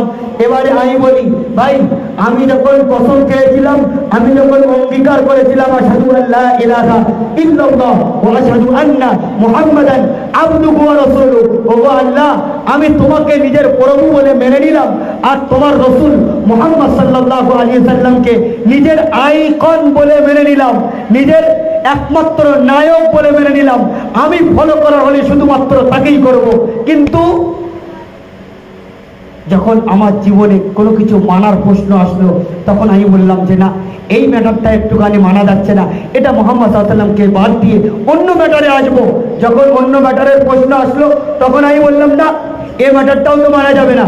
এইবারে আমি আমার বৈবাহিক জীবনে এত খরচের হিসাব দিয়ে হুজুর বললেন যে যে বিয়েতে যত কম খরচ হয় সেই বিয়ে তত বেশি বরকতপূর্ণ। এবারে ইসলামিক ধারণা শুনি। ইসলাম বলছে বিবাহের জায়গা কম খরচ কি করে হবে? আপনি বলবেন আমি এত লোককে বলবো, এত টাকার প্যান্ডেল চাই, এত টাকার এতগুলো লোক বলা চাই, এত রকম আইটেম চাই। ইসলামিক পরিভাষায় ইসলামে মুহাম্মদ সাল্লাল্লাহু আলাইহি সাল্লামের মডেল, মুহাম্মদ সাল্লাল্লাহু আলাইহি সাল্লামের নমুনা। ইসলামে বিবাহের জন্য কোনো প্যান্ডেলের রূপরেখা নেই। ইসলামে বিবাহের জন্য পদ্ধতি হলো একমাত্র মসজিদ। নতুন শুনছেন? নতুন শুনছেন? মুহাম্মদ সাল্লাল্লাহু আলাইহি সাল্লামের মডেল, মুহাম্মদ সাল্লাল্লাহু আলাইহি সাল্লাম যিনি আমাদের নমুনা, যাকে নিয়ে আমরা চর্চায় বসেছি। আমি জানি না লাইভের পর লাইভ, বছরের পর বছর ধরে নবী দিবসের অনুষ্ঠান করেই যায়, আর বিভিন্ন রকমের ঝান্ডা চারিদিকে লটকে দিই। কখনো নারায়ে তাকবীর, নারায়ে রিসালাতের প্রতিধ্বনি দিয়ে দেয়, কখনো আসলে কিছু হানি দেখ চাপিয়ে দেয়, আর কখনো বিভিন্ন কেতাবাদি নিয়ে একবার একটু কেতাব একটু টিভিকে সামনে রেখে টিভি চালিয়ে আর পাটা এরকম ভাবে দোলাতে দোলাতে একটুখানি কেতাব নিয়ে বসে বললাম, মুখে একটা সিগারেট আর এদিকে সিগারেট ফেলার একটা পাত্র, এইরকম মৌজ মস্তির সাথে কিছু হুজুরের সুন্নত পড়ার পরে আবার তাকে সেইভাবে রেখে দিলাম। আবার রবিউল আউয়াল মাস আসলে আবার মুহাম্মদ সাল্লাল্লাহু আলাইহি সাল্লামের প্রেম জেগে ওঠে, আবার তার জীবন আদর্শ একটুখানি শুনতে মন চায়। কিন্তু যখন আমার লাইফে সেটাকে বাস্তবায়নের প্রশ্ন আসে, তখন আমি বুড়ো আঙুল দেখিয়ে দেই যে না মুহাম্মদ, তোমার কথা শুনলে আজকের জীবনে, আজকের সমাজ ব্যবস্থায় আমার বেঁচে থাকা যাবে না। এটাই তো একজন অমুসলিম ভাইয়ের স্লোগান ছিল যে তোর সালামটাকে এখন বস্তা পচা ওই অভ্যাস, বস্তা পচা ওই কালচার যা 1400 বছর আগে আসসালামু আলাইকুমের এই কালচার মানাতো, কিন্তু বর্তমান যুগে ওই হয় নমস্কার, তা না হলে গুড মর্নিং, তা না হলে গুড নুন, তা না হলে গুড আফটারনুন, এইরকম ভাবে আমাকে বিভিন্ন রকম ইংরাজি ল্যাঙ্গুয়েজের মাধ্যমে, ইংরাজি শব্দের মাধ্যমে আমাকে এক অপরের সাথে মুলাকাতের পদ্ধতি বলে দিয়ে আমার সেই কালচারটাকে যেন বস্তা পচা এবং ওটা সেই বর্বরতার যুগের একটা কালচার বলে উপেক্ষা করে আমার সামনে তুলে ধরলো। আর আমি সেই অন্ধত্বের চাকচিক্যেই আমার কাছে তার বাস্তব কোনো তথ্য এবং যুক্তি না থাকার কারণে আমিও দিন বা দিন উপেক্ষা করতে করতে করতে করতে আজকের একজন মুসলমানকে, আমি নিজে কোনো একজন ব্যক্তিকে যিনি হাই প্রোফাইল নেতৃত্বে আছেন, আমি নিজে যখন তার অফিসে গিয়ে সালাম দিলাম, মুসলমান, তিনি সালাম দেওয়ার পরে যখন অন্যরা ছিলেন চলে যাওয়ার পরে বলে হুজুর আপনারা একটু লক্ষ্য করে সালাম দিতে পারেন না, আপনি সালাম দিলেন, জানেন তো এত ক্যাটাগরির সমস্ত মানুষ আছে, এই জায়গায় আমাদের সালামের উত্তর দেওয়াটা অত্যন্ত কষ্টকর হয়ে দাঁড়ায়। ঠিক আমার লাইফও তাই। আমি বলছি মুহাম্মদ সাল্লাল্লাহু আলাইহি ওয়াসাল্লামের জন্য জান দিয়ে দেবো। আজকে সকালেই আমরা বহু ছেলেপিলেকে দেখলাম যারা পাগলের মতন ড্যান্স করতে করতে হুজুর সাল্লাল্লাহু আলাইহি ওয়াসাল্লামের নারা দিতে দিতে যাচ্ছে। ও আজকেরে এরকম নারা দিচ্ছে যে হুজুরের জন্য কি পাগল। আমি কালকেরে যে ও যখন বিয়ে করছে, বিয়ে করার সময় হঠাৎ করে দেখি মেয়ে মধ্যে সব এক জায়গায় বসে সেখানে ক্ষীর খাবে বলে ও আসনে আসন গড়িয়ে সবার কাছ থেকে পয়সা নেবে বলে নিজের বিভিন্ন যাদের কাছে আমার পর্দা ছিল সেই আমার তাদের পর্দাকে, হারামের পর্দাটাকে উপেক্ষা করে দিয়ে ও মিষ্টি মিঠাই খেতে বসেছে। অথচ গতকাল সে বিরাট একটা মুহাম্মদ রাসূলুল্লাহ লা ইলাহা ইল্লাল্লাহ মুহাম্মাদুর রাসূলুল্লাহ লেখা বিরাট বড় একটা ঝান্ডা নিয়ে সে লাফাতে লাফাতে নারায়ের প্রতিধ্বনি দিচ্ছিল। আজকেরে আমি যখন বলছি ভাই তুই কালকেরই তো মোহাম্মদকে মানার কথা বলছিলি, আজকেরে বাস একটা সুন্নত তুই মেনে নে যে এই বসিয়ে বেমহরমদেরকে যাদের সাথে আমার পর্দা এদের হাতে থেকে এই মিষ্টি মিঠাই খাওয়া আর এইরকম আসর বানানো এটা শরীয়ত দৃষ্টান্তে বিদআত তথা রসম, এটা চলে না, নাজায়েজ। তুই এটাকে ছেড়ে দে। বলে হুজুর এই সমাজ ব্যবস্থায় চলতে গেলে মুহাম্মদের সুন্নত মানলে পরে আমরা আমাদের জীবনকে আর চালনা করতে পারবো না। অথচ এই গতকাল বলছিল আমি হুজুরের জন্য জান দিতে প্রস্তুত, मैं यहाँ हूँ, मेरा दिल मदीना में है।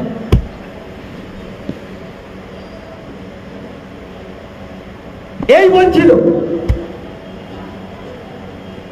ওই ব্যক্তি যে আজকে বিরাট বলছিল যে मैं यहाँ हूँ, मेरा दिल मदीना में है। আমি মদিনায় হুজুরের জন্য আমার জান তোর পাচ্ছে।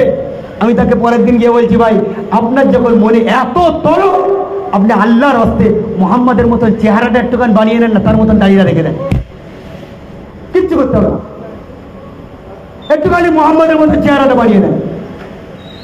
বলছে না আমি মেসির মতন চেহারা তৈরি করবো, বিরাট কোহলির মতন তৈরি করবো, অমিতাভ বচ্চনের মতন তৈরি করবো, বিভিন্ন অ্যাক্টরের মতন দাড়ি তৈরি করা যাবে, কিন্তু ভুল করে হলেও মুহাম্মাদের না, মুহাম্মদকে আমি মডেল মানি।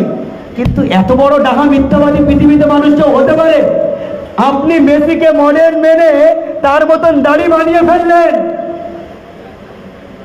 আপনি বিরাট কোহলিকে মডেল মেনে তার মতন হঠাৎ করে কোন ছেলে দাড়ি রাখে না বলেও দাড়ি রাখানো যায় না, হঠাৎ করে বিরাট কোহলি কাটিং এর দাড়ি, কি ব্যাপার? আরে তোকে তো এতদিন ধরে দাড়ি রাখার কথা বলে তুই দাড়ি রাখিস না। বলে হুজুর সে জানেন না কোহলি এরকম ভাবে দাঁড়িয়ে রেখেছে।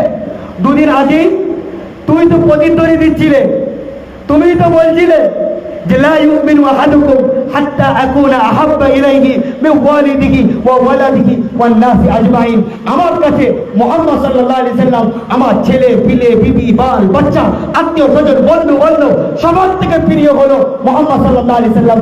আমি যখন ওই প্রতিধ্বনি আপনি দিচ্ছিলেন, পরের দিন আমি ভাবলাম এই মানুষটার মধ্যে মুহাম্মাদের যখন এত প্রেম, কালকেরে গিয়ে একে দাঁড়িয়ে রাখার কথা বললেন, নিশ্চয়ই এই লোকটা ফেলবে না। কিন্তু আপনি পুরো আঙুল দেখিয়ে বললেন এই আমরা কথাই বলে বলে বড় প্রতিধ্বনি দিতে পারি, কিন্তু বাস্তব জীবনে আমলের কথা আমাদের বলা। কেন? আমি যেমন শয়তান ছিলাম ওরকম শয়তান থাকতে অভ্যস্ত। আমি আবু জেহেল ছিলাম, আবু জেহেল থাকতে অভ্যস্ত।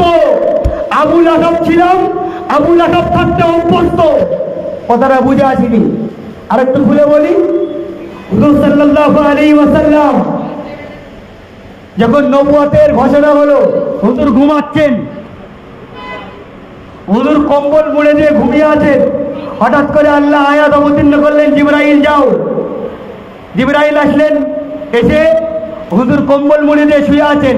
জিবরাইল এসে আল্লাহ রাব্বুল আলামিনকে আল্লাহর পক্ষ থেকে জিবরাইলকে বলছেন, এই হুজুর সাল্লাল্লাহু আলাইহি সাল্লামকে বলছেন বিসমিল্লাহির রহমানির রহিম ইয়া আইয়ুহাল মুদ্দাসসির قم فأنذر وربك فكبر وثيابك فطهر والرجز فاهجر ولا تمنن تستكثر।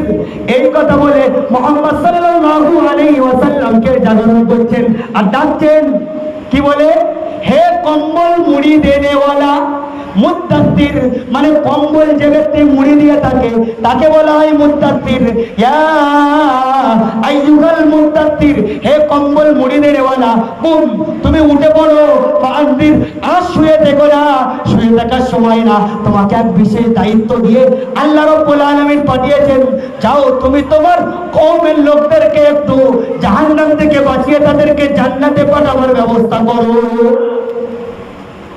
হুজুর তাড়াতাড়ি উঠলেন, উঠে কোনো কথা না সাফা মারওয়া পাহাড়ের উপরে উঠলেন, উঠে বললেন, ওয়া কওমা, হে আমার কওমের লোকেরা চলে এসো। সব লেগে এসে উপস্থিত। হুজুর সাল্লাল্লাহু আলাইহি ওয়াসাল্লাম বললেন, শোনো, আমি যদি বলি এই পাহাড়ের পিছনে একটা শত্রু এক্ষুনি তোমাদের উপরে আক্রমণ করবে বলে এসে বসে আছে, আমার কথাটা তোমরা মেনে নেবে? সবাই বলছে কথাটা তো মানান না, কারণ একটা শত্রু আমাদের উপরে আক্রমণ করতে এবার আমাদের খবর হবে না, এটা হয়? কথা তো মানান না। কিন্তু যেহেতু কথাটা মোহাম্মদ তুমি বলছো, আর মোহাম্মদ 40 বছর আমাদের মাঝখানে থেকেছে কিন্তু কখনোর জন্য মিথ্যে কথা বলিনি, তাই আজকের এ কথাটা অবাস্তব মনে হলেও যেহেতু তুমি বলেছো, তাই আমরা অবাস্তব মনে হলেও এটাকে বাস্তব বলে মেনে নিচ্ছি। তখনই হুজুর সাল্লাল্লাহু আলাইহি সাল্লাম এবারে বলছেন, তাই তাহলে আমার কথা তোমরা মানছো যে এখানে শত্রু পক্ষ আছে কিনা তোমরা জানো না, শুধু আমার কথার উপরে বেশ করে তোমরা বলছো আর শত্রু পক্ষ আছে, এক্ষুনি তোমাদের উপর আক্রমণ করবে, এটা মানছো তো? হ্যাঁ মানছি। হুজুর সাল্লাল্লাহু আলাইহি সাল্লাম বললেন, যদি কিনা আমার কথার উপরে বিশ্বাস করে পাহাড়ের পিছনে শত্রু পক্ষ আছে কিনা না জানি, শুধু আমার উপরে আস্থা দেখিয়ে সেটা যদি মেনে নিতে পারো, তাহলে পরে এই আস্থাটাও মানো যে তোমাদের মরণের পরে আর একটা কাল আছে, জান্নাত বা জাহান্নাম আছে, তোমরা ভালো আমল করলে জান্নাতে যাবে, খারাপ করলে জাহান্নামে যাবে, এই কথাটা মানো। সুতরাং তোমাদের উচিত হবে এক আল্লাহ বিশ্বাসী হওয়া, আর এই হাজারো বিভিন্ন রকমের যে দেবতায় বিভিন্ন রকমের গডে তোমরা যে বিশ্বাসী আছো এগুলোকে প্রত্যাখ্যান করে দিয়ে এক আল্লাহ বিশ্বাসী হও। কুলু লা ইলাহা ইল্লাল্লাহ তুফলিহুন, তোমরা সবাই এক আল্লাহকে মেনে নাও, তাহলে পরে কামিয়াব হয়ে যাবে। বাস এই প্রস্তাব আসতেই আবু লাহাব তখন বলল কি, তাব্বাল লাকা ইয়া মুহাম্মদ, হে মুহাম্মদ সাল্লাল্লাহু আলাইহি ওয়াসাল্লাম, তুমি ধ্বংস হও। কেন? আলি হাদা জামাতানা, তুমি এই জন্য আমাদের ডেকেছো? কি জন্যে? আমরা এতদিন বাপ দাদা 14 পুরুষ থেকে একটা ধর্মে বিশ্বাসী, তুমি আজকের আমাদের সেই ধর্ম চেঞ্জ করতে চাইছো, আমাদের সেই কালচার চেঞ্জ করতে চাইছো, আমাদের সেই নীতি চেঞ্জ করতে চাইছো, তুমি নিজের একটা আলাদা মত পথ চালাতে চাইছো। তোমার এই চিন্তা ভাবনাকে আমরা ঠিক জানাই। আপনি এবার একটুখানি এই ঘটনাটাতে এই পর্যন্ত শুনলেন, এবার একটুখানি ব্যাকে যায়। এই আবু লাহাব হুজুর সাল্লাল্লাহু আলাইহি ওয়াসাল্লামের চাচা, এই আবু লাহাবরা হুজুর সাল্লাল্লাহু আলাইহি ওয়াসাল্লাম যখন পেটে ছিলেন তখন এনার আব্বা চলে যান আব্দুল্লাহ। তো হুজুরের যারা চাচা ছিলেন এনারা চাইছিলেন যে আমার ভাইটা তো মারা গেল, ভাইয়ের একটা সন্তান যেন হয়, সেটা যেন ছেলে হয়, তাহলে ভাইয়ের বংশটা চলবে।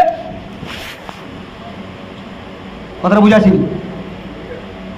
আর যদি মেয়ে হয় তাহলে অন্য জায়গায় চলে যাবে, মেয়ের থেকে তার বংশ চলে না, ছেলের থেকে বংশ চলে, যেন একটা ছেলে হয়, এটা চাইছিল। আর আল্লাহর কিষান হুজুর সাল্লাল্লাহু আলাইহি ওয়াসাল্লামের মা হযরত আমিনা যেদিন হুজুর সাল্লাল্লাহু আলাইহি ওয়াসাল্লামকে প্রসব করেন, সেই দিন সুয়াইবা নামক আবু লাহাবের যে গোলাম বাঁদি, সে গিয়ে সুসংবাদ দিল আর বলল যে জাহাপানা, জানেন আপনার না সত্যিকারের ভাই বই হয়েছে, আপনারা তো ভাই বই চাইছিলেন,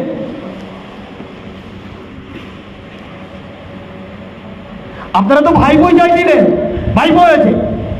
বাস এই সুসংবাদ শোনা মাত্রই আবু লাহাব বলল, যাক তুই এত বড় সুসংবাদ যখন দিলি, আজকে থেকে তোকে আর বাঁধি রাখলাম না, বাঁধি থেকে মুক্তি করে দিল।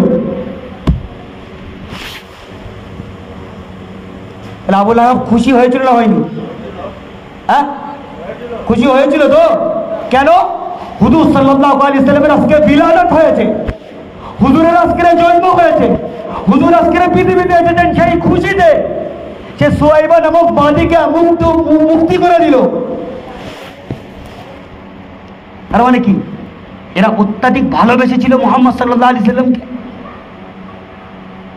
যারা এতটা পরিমাণ মুহাম্মদ সাল্লাল্লাহু আলাইহি সাল্লামকে ভালোবাসতো যে দিন গুনতো কবে মুহাম্মদ সাল্লাল্লাহু আলাইহি সাল্লাম আসবে, কবে ভাইপো হবে, ভাইপো হওয়ার পরে সুয়াইবাকে আজাদ করে দেওয়া, এ পুরো ঘটনার পরে সেই মুহাম্মদ সাল্লাল্লাহু আলাইহি সাল্লাম যখন 40 বছর অতিক্রম করে 41 বছর পড়ল, যখন নিজের নবুয়তের ঘোষণা দিলেন যে শোনো মক্কাবাসীরা, ইন্নী রাসূলুল্লাহি ইলাইকুম জামিআ, আমি আল্লাহর পক্ষ থেকে তোমাদের প্রত্যেকের কাছে রাসূল হিসেবে প্রেরিত হয়েছি।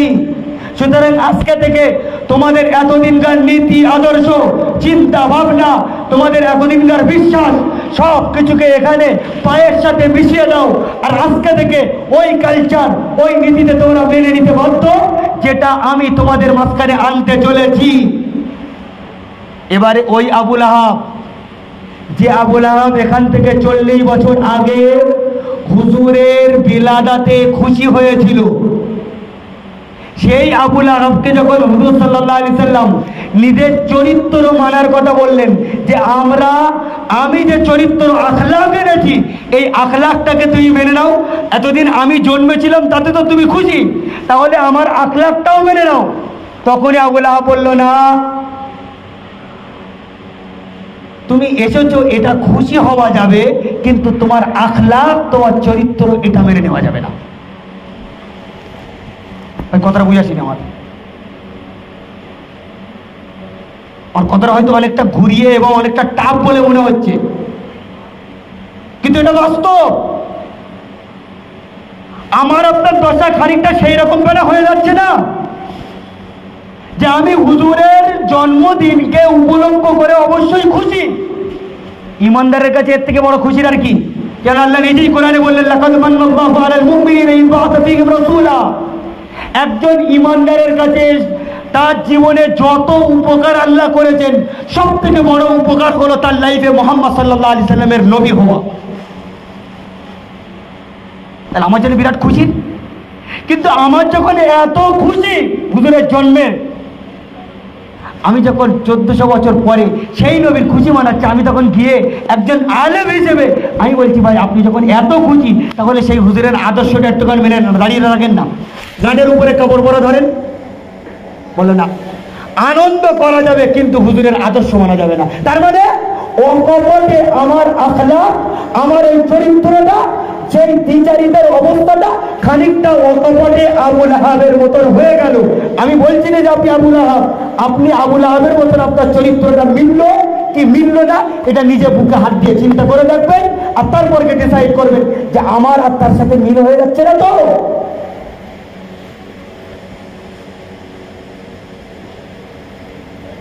বন্ধু, মুহাম্মদ সাল্লাল্লাহু আলাইহি ওয়াসাল্লামের প্রত্যেকটা চরিত্র আমার কাছে একমাত্র বাঁচার উপায়, এবং অতটুকুই যতটুকু তিনি দিয়ে গেছেন। আমি আর একটা কথা প্রায় বলি, আমরা একটা করি কি গুলু, বাড়াবাড়ি। হুজুর বলেছেন ধরে আনতে আমি বেঁধে আনি,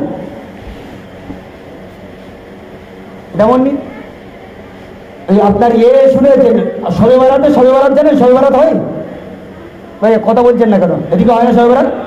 শবে বারাত হয়? শবে বারাত সম্পর্কে আপনারা জানেন? শবে বারাতের আমলটা সম্পর্কে, শবে বারাতের কথা কোরআনে আছে? জানেন না? শবে বারাতের কথা কোরআনে নেই। কথাটা মনে থাকবে। শবে কদরের কথা কোরআনে আছে, ইন্না আনজালনাহু ফি লাইলাতিল কদর। কদরের কথা কোরআনে আছে না নেই? আচ্ছা, আর শবে বরাতের কথা হাদিসে আছে। আচ্ছা, হাদিসে একটা বিষয় থাকা আর কোরআনে থাকা, এই দুটোর মধ্যে গুরুত্ব কোনটা বেশি? কি কথা বুঝতে পারছেন না? কোরআনের বেশি তো। আল্লাহর কথা রসুলের কথার মধ্যে কে আগে? আল্লাহ আগে না রসুল আগে? নেই, আবার অনেকেই গন্ডগোল করে ফেলে। অনেকে বলে যে না রসুল আগে, না, রসুল মখলুক, আল্লাহ খালিক। রসুল সৃষ্টি, আল্লাহ স্রষ্টা। রসুল আবিদ, ইবাদতকারী, আল্লাহ মাবুদ, তার ইবাদত করা হয়। আল্লাহ চিরাচরিত ছিলেন, আছেন, থাকবেন। মুহাম্মদ সাল্লাল্লাহু আলাইহি ওয়াসাল্লাম চিরাচরিত না, তিনি একটা সময় ছিলেন না, এসেছেন, আবার আজকে নেই, দুনিয়ার হিসাবে। এদিন আল্লাহ কোরআনে বললেন, হুজুর সাল্লাল্লাহু আলাইহি সাল্লামের যখন একদম মৃত্যুকালীন অবস্থায় হযরত জিবরিল আমিন আসলেন, এসে হুজুরকে সালাম দিলেন, আসসালামু আলাইকুম। ওয়ালাইকুম আসসালাম। হুজুর, বাইরে আজরাইল দাঁড়িয়ে আছে, আপনার সাথে সাক্ষাৎ করবে। ডাকো ডাকো ডাকো। আজরাইল ভিতরে, আসসালামু আলাইকুম। হুজুর আসবো? বলে আইসো। আজরাইল গিয়ে বললেন, হুজুর, আজকের কয়েকটা জিনিস আমি জীবনে প্রথম করেছি দুনিয়াতে। আমি জীবনে আজ পর্যন্ত কারোর কাছে ঢুকে সালাম দেয়নি, আজকে প্রথম আপনাকে সালাম দিল। একবার যদি বলবেন না সুবহানাল্লাহ। এটা তো হুজুর সাল্লাল্লাহু আলাইহি ওয়াসাল্লামের মান হলো। দ্বিতীয় নম্বরে হযরত আজরাইল আলাইহিস সালাম বললেন যে আমি দ্বিতীয় নম্বরে যে কাজটা করলাম আপনার কাছে এসে, যে আজ পর্যন্ত কারোর কাছে ঢোকার পারমিশন নেইনি, আপনার কাছে ঢোকার পারমিশন দিয়েছি। আচ্ছা যাক, এসছে যখন কি ব্যাপার? আল্লাহ পাঠিয়েছেন আপনার জান কবজ করার ব্যাপারে, আমাকে দিয়ে পাঠিয়েছেন যে আপনার জান নিতে, আপনার আজকের মৃত্যুর ব্যাপারে পাঠিয়েছেন। এবারে তবে আর একটা অপশন, যেটা ইতিপূর্বে পৃথিবীতে কাউকে দেওয়া হয়নি, আপনাকে দেওয়া হয়েছে। আল্লাহ আমাকে বলে পাঠিয়েছেন যে যদি মুহাম্মদ সাল্লাল্লাহু আলাইহি সাল্লাম আসতে চাই তাহলে পরে নিয়ে আসবে, যদি তিনি থাকতে চাই তাহলে পরে তাকে রেখে আসবে। এই অপশনটাও আপনাকে দেওয়া হয়েছে, ইতিপূর্বে পৃথিবীর কাউকে দেওয়া হয়নি। এবারে আপনার উপরে কিন্তু কিন্তু কিন্তু এবারে আল্লাহ বলছেন, ইন্নাকা মাইয়িত ওয়া ইন্নাকুম মাইয়িতুন। মুহাম্মদ সাল্লাল্লাহু আলাইহি সাল্লাম, আপনি আজকের যদি না যেতে চান, থাকতে পারেন, তবে আল্লাহ যেমন চিরাচরিত আছেন, আপনি চিরাচরিত থাকতে পারবেন না। কেন? আল্লাহর এটা ফায়সালা, কুল্লু মান আলাইহা ফান। পৃথিবীর জমিনে যারাই জীব আছে প্রত্যেকের একদিন মৃত্যুর স্বাদ গ্রহণ করতে হবে। ওয়ায়াবকা ওয়াজহু রাব্বিকা যুল জালালি ওয়াল ইকরাম। শুধু আমি আল্লাহ বাকি থাকবো, আমি ছাড়া পৃথিবীর সবার একদিন মৃত্যুর স্বাদ আমি চাকাবো। ইন্নাকা মাইয়িত, আপনি আজকের মৃত্যু নাও গ্রহণ করতে পারেন, কিন্তু কাল না হলে পরশু, 1 বছর, 10 বছর, 20 বছর, 100 বছর পরে হলো আপনাকে মৃত্যুর স্বাদ গ্রহণ করতেই হবে। কেন? এটা আমার ফায়সালা। তাহলে মুহাম্মদ সাল্লাল্লাহু আলাইহি ওয়াসাল্লাম আগে না আল্লাহ আগে? হ্যাঁ, মনে থাকবে? মনে থাকবে তো? আচ্ছা, আল্লাহ মুহাম্মদ সাল্লাল্লাহু আলাইহি ওয়াসাল্লাম আগে না খালেদ সাহেব আগে? এ আবার আর হ্যাঁ, মুহাম্মদ সাল্লাল্লাহু আলাইহি ওয়াসাল্লাম আগে না খাজা মঈনুদ্দিন চিশতি আগে, না খাজা আব্দুল কাদের জিলানী আগে? আমাদের অনেকেই এমন অন্ধ ভক্ত আছে, তারা বলছে যে কিয়ামতের দিন হুজুর সাল্লাল্লাহু আলাইহি ওয়াসাল্লাম বা সমস্ত নবীরা, হুজুরের কথা না, অন্য অন্য নবীরা কিয়ামতের দিন হাসরের ময়দানে গিয়ে কি বলবেন? নফসি নফসি বলবেন তো, আমার কি হবে, আমার কি হবে? শুধু মুহাম্মদ সাল্লাল্লাহু আলাইহি ওয়াসাল্লাম কি বলবেন? ইয়া উম্মতি। হ্যাঁ, কিন্তু আচ্ছা, কিছু অন্ধ ভক্ত আমাদের মধ্যেই আছে। আমি আপনাকেই বললাম যে ইসলাম আপনাকে যতটুকু, যে জিনিসটাকে রাখতে বলেছে, যতটুকু করতে বলেছে ততটুকু। ওই বাড়াবাড়ির জায়গা নেই, আপনাকে ধরতে বলা হলে আপনি বেঁধে আনবেন। আপনি মনে করছেন আমি বিরাট নেকির কাজ করছি, কিচ্ছু নেকি করেননি, উল্টে আপনি গোনা কামাবেন। আর একটা উদাহরণ দিই, ঈদের দিন প্রত্যেক দিন সূর্য ওঠার পরে ইশরাকের নামাজ আছে না রে? সকালবেলা ইশরাকের নামাজ পড়ে না? 4 রাকাত 2 রাকাত 2 রাকাত করে। এই ঈদের দিন সকালবেলায় 9টার সময় ঈদের নামাজ। ঈদের দিন সকালবেলায় যদি কোনো ব্যক্তি ইশরাকের নামাজ পড়ে হবে না? হবে না? জানেই না, জানেই না মশলা হবে না। কেন হবে না? ঈদের দিনে যে নামাজটা কন্টিনিউ করলে সওয়াব পাচ্ছিলেন, আপনি বলছেন আমি বসে বসে রয়েছি, তার পড়লে অসুবিধা কোথায়? একজন সাহাবী হযরত ওমর ফারুক রাদিয়াল্লাহু তাআলা আনহুর যুগে একজন সাহাবী, তিনি ঈদের নামাজে দেরি হচ্ছেন বলে তিনি এসে ঈদগাহে এসে তাহিয়াতুল ওযু পড়ছেন। ওযু করেছেন, ওযু 2 রাকাত সুন্নাত নামাজ হয়তো নফল, তাহিয়াতুল ওযু পড়ছেন। আর একজন সাহাবী এসে তিনি অপেক্ষা করলেন, আর অপেক্ষা করে তিনি যখন সালাম ফেরালেন, তিনি তখন বললেন, আমি আল্লাহর কসম দিয়ে বলছি, আপনি এই নামাজের দ্বারাই সওয়াব তো দূরের কথা, আল্লাহ রাব্বুল আলামিন আপনার আমলনামায় গুনাহ লিখবেন। তাহলে বোঝা গেল যেখানে সেখানে ইবাদত না, যেখানে যতটুকু করতে বলা হয়েছে সেটা করার নাম ইবাদত, যেখানে মানা করা হলো সেখানে সেই মানাটা মানার নাম ইবাদত। কথা বুঝাচ্ছি? আমরা যখন বাড়াবাড়ি করতে যাই, সেই বাড়াবাড়িতে অন্ধত্বের এই জায়গায় পৌঁছাই যে খাজা মঈনুদ্দিন চিশতি রহমাতুল্লাহ আলাইহি তিনি হুজুর সাল্লাল্লাহু আলাইহি ওয়াসাল্লামের থেকেও বেশি পাওয়ারফুল। শুধু হুজুর সাল্লাল্লাহু আলাইহি ওয়াসাল্লাম না, অন্য 1,24,000 নবী আছেন। তো এই 1,24,000 নবীরা তো পৃথিবীর সবার থেকে শ্রেষ্ঠ, তাদের মধ্যে শ্রেষ্ঠ মুহাম্মদ সাল্লাল্লাহু আলাইহি ওয়াসাল্লাম। তাহলে শুধু হুজুর না, কোন নবীর থেকে কোন দরবেশ, কোন সাহাবী, কোন গৌস, কোন কুতুব, কোন আবদাল শ্রেষ্ঠ হতে পারে না। যখন নবীরা কিয়ামতের দিন বলছেন নাফসি নাফসি, ইনি বলছেন যে অন্ধত্বের জায়গায় কিয়ামতের দিন খাজা সাহেবের আমি অতিরিক্ত ভক্তমি দেখালে খাজা সাহেব কিয়ামতের দিন বলবেন মুরিদি মুরিদি মুরিদি মুরিদি, এ আমার মুরিদ আমার মুরিদ আমার মুরিদ আমার মুরিদ। আল্লাহ জানে। আচ্ছা, আপনি এই কথাটা বলে ওই নবীকে ছোট করলেন না? যখন নবী নিজে একে নিয়ে বলছেন আল্লাহ আমার কি হবে আমার কি হবে, আপনি তখন বলছেন খাজা সাহেব সেদিন তিনি নিজেকে বেঁচে যাবেন বা তিনি তার ভক্ত মুরিদদের নিয়ে বাঁচবেন। তার মানে অকপটে দাঁড়ালো কি নবীর থেকে খাজা সাহেবের মান বেশি? কথাটা কি বুঝতে অসুবিধা হলো? যার যেটা মান সেই জায়গায় রাখতে হবে। আমাকে ধরতে বলা হলো, আমি বেদে আনার রাইট রাখি না। আমি যে কথা বলছিলাম যে ইসলাম আমাকে যতটুকু দিয়েছে, এর আর একটা উদাহরণ আমি আপনাকে দিই। হুজুর সাল্লাল্লাহু আলাইহি সাল্লামের কাছে একজন সাহাবী আসলেন, ইয়া রাসূলুল্লাহ আমাকে একটু আত্তাহিয়াতু শেখাতে হবে। আত্তাহিয়াতু জানেন? কজন জানেন? التحيات لله والصلوات والطيبات السلام عليك أيها النبي ورحمة الله وبركاته السلام علينا وعلى عباد الله الصالحين أشهد أن لا إله إلا الله وأشهد أن محمدا عبده ورسوله। এটা জানেন?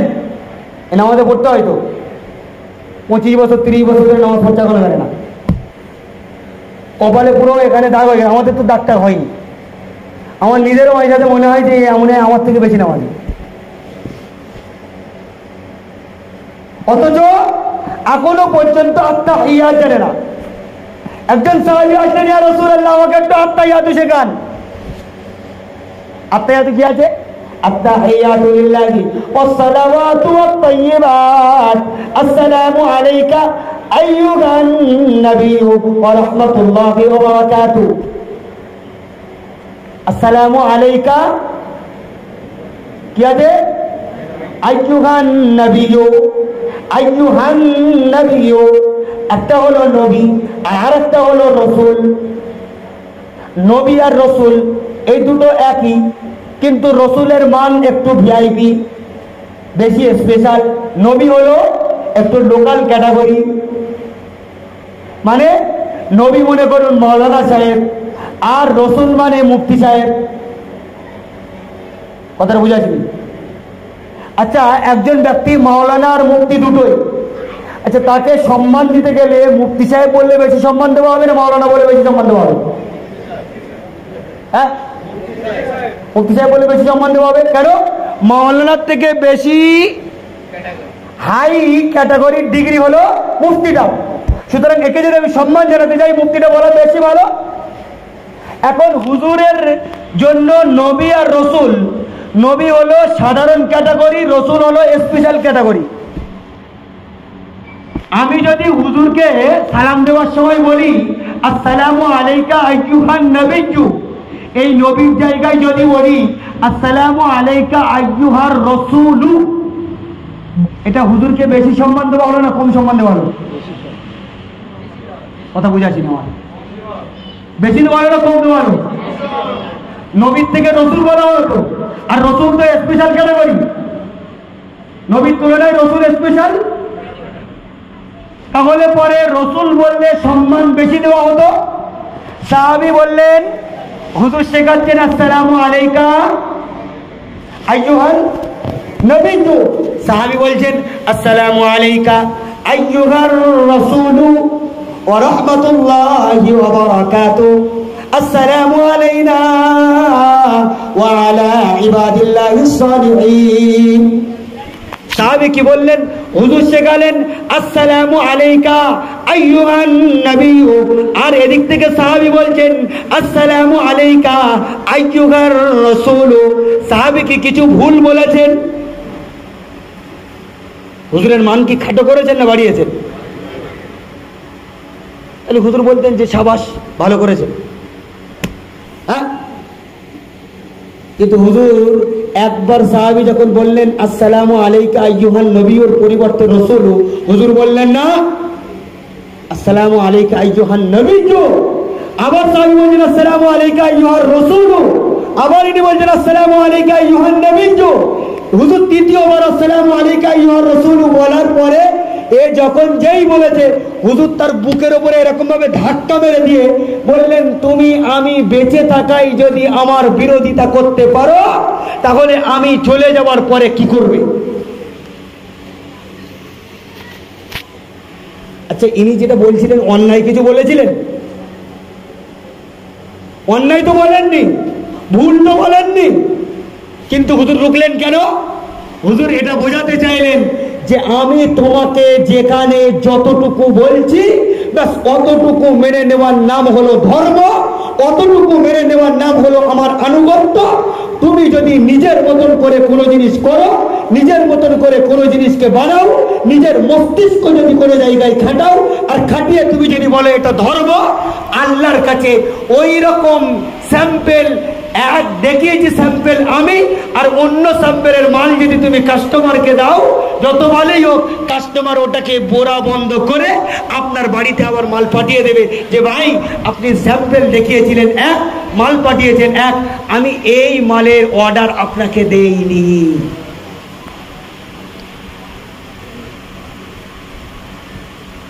সেই জন্য বন্ধু, আজকে এটা সময় এসেছে, ভাববার সময় এসেছে যে শুধুমাত্র হই হুল্লোড় করে দেওয়ার নাম হুজুর সাল্লাল্লাহু আলাইহি ওয়াসাল্লামকে মানা না। খুব দায়িত্ব নিয়ে বলছি, আমি মুহাম্মদ সাল্লাল্লাহু আলাইহি ওয়াসাল্লামের একটা মডেল হতে চাইতো। আজকে আপনি যদি এত সস্তায় আপনি বলছেন যে আমি এই একটা দিন একটা মাস হুজুরের প্রেম জাগরণ করে জান্নাতে যাব, এখন আমি বলবো ভাই আমার কি দোষ হয়েছিল, আমি কেন ইয়ং বয়সে আপনার মতন দাড়ি বাড়ি কেটে আমিও তো রিল্যাক্সের জীবনযাপন করবো, এক সপ্তাহে এরকম আনন্দ ফুর্তি করে জান্নাতে যাবো। আরে আপনি যদি যান আমি যাবো না? আপনি যদি এত সস্তায় জান্নাতে যেতে পারেন তাহলে আমি এত কষ্ট করতে যাচ্ছি কেন? আপনি নামাজ পড়বেন না, ক্লাবে আড্ডা দেবেন, বন্ধুদের সাথে ঘুরবেন, আপনি টেলিভিশনের সামনে পড়ে থাকবেন, ক্যারাম বোর্ডে পড়ে থাকবেন, আপনি গান বাজনায় মত্ত থাকবেন, আপনি খেলাধুলায় থাকবেন, আপনি আড্ডায় থাকবেন, সমস্ত রকমের নোংরামিতে থাকবেন, আর আমি সেই রাস্তাগুলো পেয়েও সুযোগ পেয়ে আমি প্রত্যাখ্যান করে আমি মসজিদে সেই সময়গুলো দিচ্ছি, তাহলে পরে আমি আর আপনি যদি দুজনায় জান্নাতে যাই, তাহলে আল্লাহ আমার উপরে ইনসাফ করেছেন? আমি আল্লাহকে ধরবো? জান্নাতটা কেরাম হলো? ও গলদ লাইনে চলে আর আমি সততার লাইনে চলে, তুমি দুজনাই একই হিসাব করাচ্ছ। তাই আল্লাহ কোরআনে বললেন, কুল হাল ইস্তাবিল আ'মা ওয়াল বাসীর, আরে অন্ধ আর দেখনেওয়ালা সমান। একজন ব্যক্তি রাত্রিরে তাহাজ্জুদ পড়ে আর আরেকজন ব্যক্তি ওই সময়টাই অন্য নোংরা জায়গায় কাটায়, এই দুজনের আমল সমান? আপনি বলছেন সমান?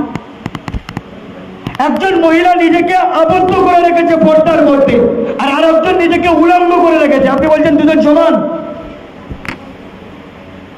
না, এটা হতেই পারে না। সেদিন আল্লাহ বললেন, কুল হাল ইয়াস্তাবিল আ'মা ওয়াল বাসীর। আবার অন্য জায়গায় বললেন, কুল হাল ইয়াস্তাবিল লাযীনা ইয়া'লামুনা ওয়াল লাযীনা লা ইয়া'লামুন। জ্ঞানী আর মূর্খ সমান হতে পারে? সেই জন্য বন্ধু, আমার কাছে সময় আছে, বুদ্ধিকে কাজে লাগান, বিবেককে কাজে লাগান, নিজের চিন্তা ভাবনাকে কাজে লাগান, যে আমার কোন রাস্তায় চলার কথা, আমি নিজেকে কোন রাস্তায় পরিচালনা করছি। কেন? উম্মত অত্যন্ত করুণ অবস্থায় দাঁড়িয়ে আছে। এই জায়গায় দাঁড়িয়ে যদি আমি আমার এই রকম একটা প্রুফ নিয়ে কিয়ামতের দিন হুজুরের কাছে গিয়ে দাঁড়াই আর হুজুরকে বলি, ইয়া রাসূলুল্লাহ, আমি হলাম আপনার সেই উম্মত যে উম্মতের জন্য আপনি ডুকরে ডুকরে আল্লাহর কাছে কেঁদেছিলেন, যে উম্মতের জন্য আপনি আল্লাহর কাছে সওদা করেছিলেন, সেই উম্মতের একটা অংশ আমরাও।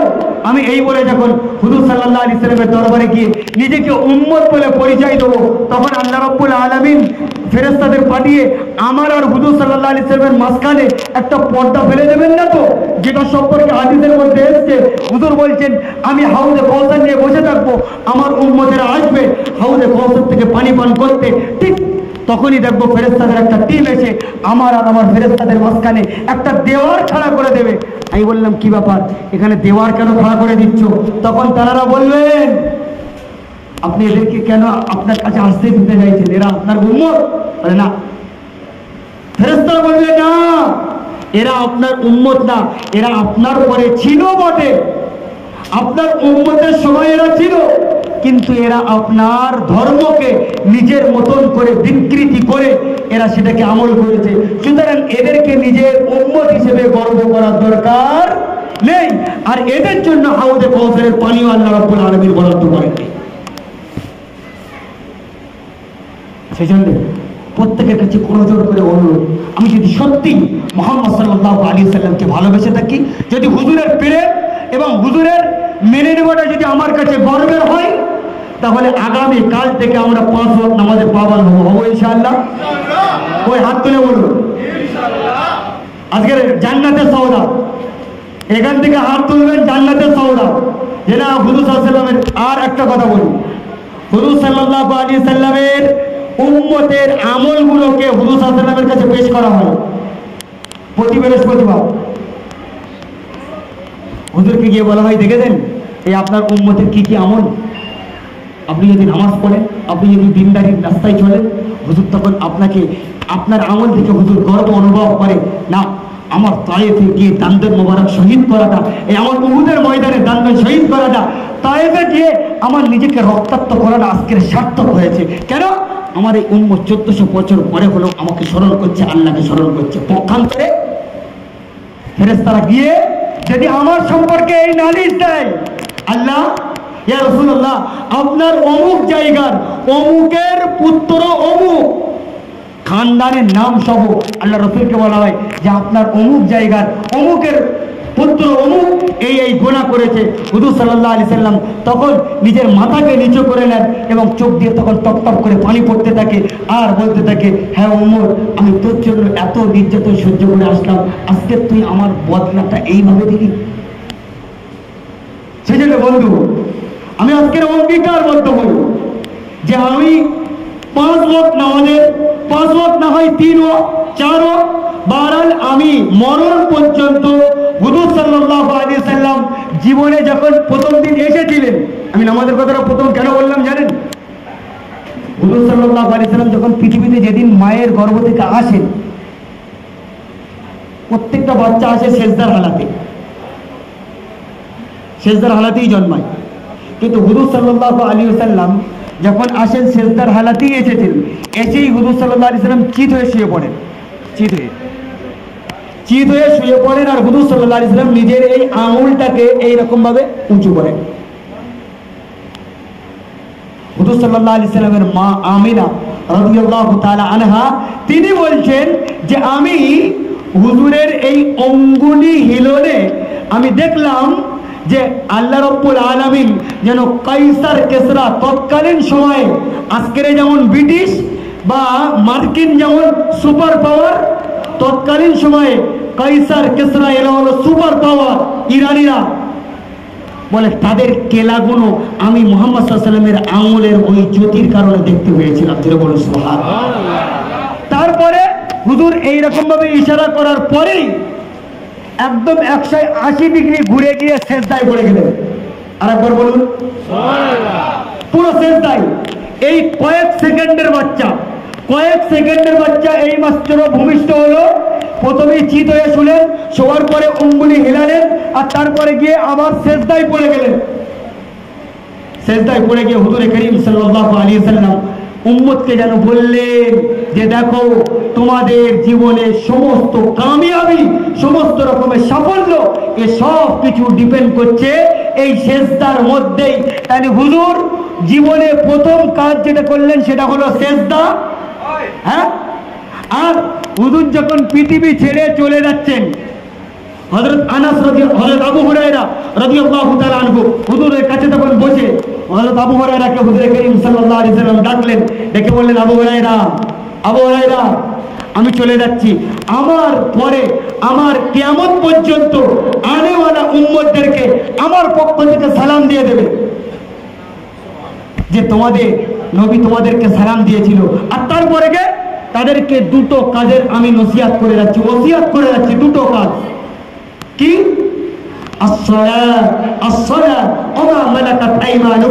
দুটো কাজ। এক, তারা যেন জীবনে নামাজ পরিত্যাগ না করে, আর দ্বিতীয় নাম্বার, তারা যেন নিজের তত্ত্বাবধানে থাকা কর্মচারীদের উপরে জুলুম না করে। তাহলে হুজুর কটা কাজ বললেন? হুজুর প্রথম এসে জীবনে জন্মের প্রথম কাজ কি করলেন? সেজদা। যাওয়ার সময় বলে গেলেন কি? আবার ওই সেজদার কথা। তার মানে আল্লাহ রাসূল সাল্লাল্লাহু আলাইহি ওয়াসাল্লাম উম্মতকে এটা পয়গাম দিয়ে গেলেন যে সেজদার মধ্যেই তোমাদের সমস্ত রকমের ভালাই লুকিয়ে আছে। সেজদার বাইরে, সেজদাকে উপেক্ষা করে কেউ যদি কামিয়াবি এবং ভালাই বুঝতে চায়, তাহলে পরে আল্লাহ রাব্বুল আলামিনের কাছে তার কোনো মূল্য নেই। আল্লাহ রাব্বুল আলামিন বিক্ষিপ্ত যে কথা আমার দ্বারাই আলোচনা করিয়ে দিলেন, আল্লাহ রাব্বুল আলামিন আমাদের জীবনে সেগুলোকে বাস্তবায়ন করার তৌফিক দান করুন, আমিন। পরবর্তী বক্তা যেহেতু স্টেজে এসেই গেছেন, তারা অত্যন্ত মূল্যবান আলোচনা শুনি, শেষ দোয়া করি, আমরা এখান থেকে যাব। সবাই মুহাব্বতের সাথে দরুদ শরীফ পড়ি। আল্লাহুম্মা সাল্লি আলা সাইয়্যিদিনা মাওলানা মুহাম্মদ